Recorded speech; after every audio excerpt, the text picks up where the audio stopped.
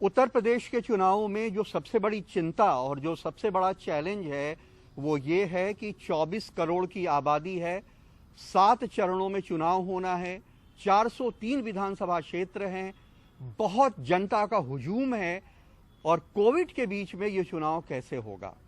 चुनाव आयोग ने तो कह दिया कि वो बड़ी रैलियां नहीं कर सकते हैं, रथ यात्रा नहीं निकाल सकते हैं, साइकिल यात्रा, रोड शो नहीं कर सकते हैं, लेकिन आज के तारीख में लखनऊ में जितने भी बड़े पार्टीज हैं उनके दफ्तरों पे जाके देखें तो कम से कम 10-10 हजार लोग वहां पे घूम रहे हैं बिना मास्क लगाए हुए। ये कैसे तय होगा, कौन इसको रोकेगा, ये कैसे इंप्लीमेंट होगा?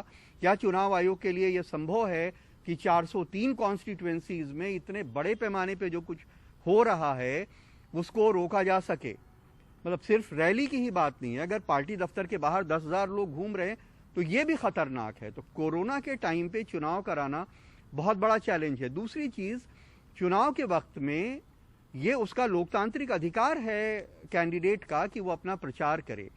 सारे तरह की जो राजनीतिक गतिविधियां हैं उनको ना तो बंद किया जा सकता है, ना उनके ऊपर रोक लगाई जा सकती है, ना उनको पोस्टपोन किया जा सकता है, क्योंकि नेता अगर अपनी बात जनता तक नहीं पहुंचाएगा तो उसको वोट कैसे मिलेगा या वो लोगों को अपने से कैसे जोड़ पाएगा।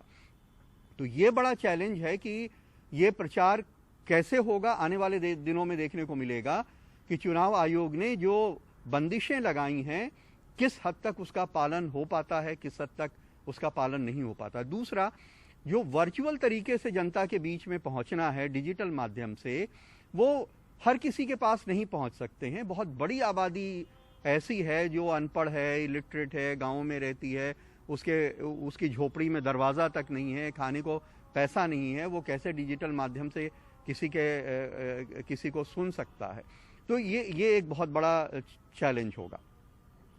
और अगर उत्तर प्रदेश के चुनाव में मुद्दों के लिहाज से देखें तो ये सच है कि जाति और धर्म के ऊपर तो वोट पड़ेगा ही जैसे पहले पड़ता था, लेकिन महंगाई और बेरोजगारी भी इस बार एक मुद्दा होगा, क्योंकि गांव में जो आदमी 1,500 रुपए में तेल भरवा के बहुत ज़माने तक, बहुत दिन तक, एक महीने बाइक चला लेता था, अब उसको 3,000 रुपये देना पड़ रहा है। सरसों का तेल 230 रुपये लीटर हो गया है। पाम ऑयल जो 50-55 रुपये लीटर पहले मिलता था वो 125 रुपये लीटर के करीब हो गया है। चीनी जो है वो 45 रुपये किलो मिल रही है। गैस 1,000 रुपये के आसपास हो गई है।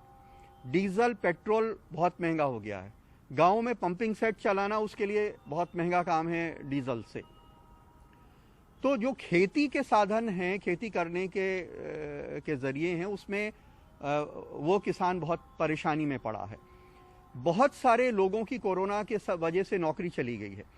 गांव के बहुत सारे लोग जो शहरों के आसपास रहते हैं और तमाम तरह के कॉल सेंटर्स में या मॉल्स में सेल्स में काम करते थे, 10, 15, 20 हज़ार रुपये तनख्वाह पे, उनमें से एक बड़ा तबका ऐसा है जिसकी कोरोना से उसका शोरूम बंद हो गया, या कोई रेस्टोरेंट की चेन थी वो बंद हो गई, या कोई जिम था वो बंद हो गया जहां वो काम करता था, या कॉल सेंटर बंद हो गया, उसकी नौकरी चली गई। तो ये बेरोजगारी मुद्दा होगा। लेकिन सरकार के लिए एक पॉजिटिव पॉइंट ये है कि उसने जो किसान सम्मान निधि में 6,000 रुपये किसान को फ्री मिल रहा है, राशन फ्री मिल रहा है, जो प्रधानमंत्री आवास बड़े पैमाने पे उसको मिला है, शौचालय मुफ्त में उसको मिला है। तो ये सब जो मुफ्त में चीज़ें मिली हैं गाँव में, उसका असर होगा।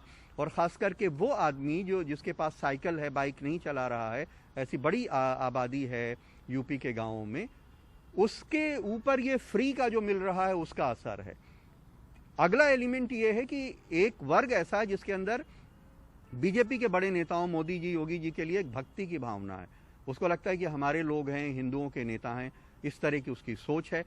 उसके ऊपर भी वो महंगाई, बेरोजगारी वगैरह का असर नहीं, उसके बावजूद उसको लगता है कि नहीं हमारे लोग हैं, हम इनको वोट देंगे। तो अब ये देखना पड़ेगा कि ये अलग अलग जो फैक्टर्स हैं वो चुनाव में किस तरह से असर करते हैं, किसका पलड़ा भारी होता है। लखनऊ में कमाल खान, एनडीटीवी इंडिया।